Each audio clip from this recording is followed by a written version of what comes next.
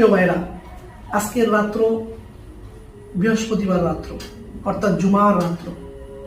এই রাত্র অন্য অন্য রাত্রের মতন নয়, এক বিশেষ রাত্র, ফিরে আসার রাত্র, তওবার রাত্র।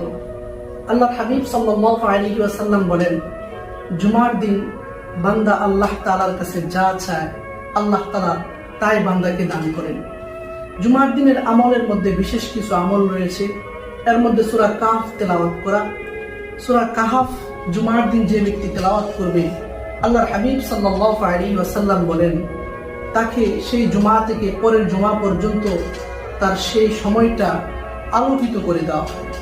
এবং হাবিব সাল্লাল্লাহু আলাইহি ওয়াসাল্লাম বলেন, সূরা কাহফের প্রথম 10 আয়াত যে ব্যক্তি মুখস্থ করবে এবং শেষ 10 আয়াত যে ব্যক্তি মুখস্থ করবে এবং তেলাওয়াত করবে জুমার দিন, আল্লাহ তাআলা দাজ্জালের ভয়াবহ ফিতনা থেকে তাকে বাঁচাইয়া দিবেন। আমরা সকলেই যেন এই আমলগুলা করতে পারি। আল্লাহ তাআলা যেন সকলকে তৌফিক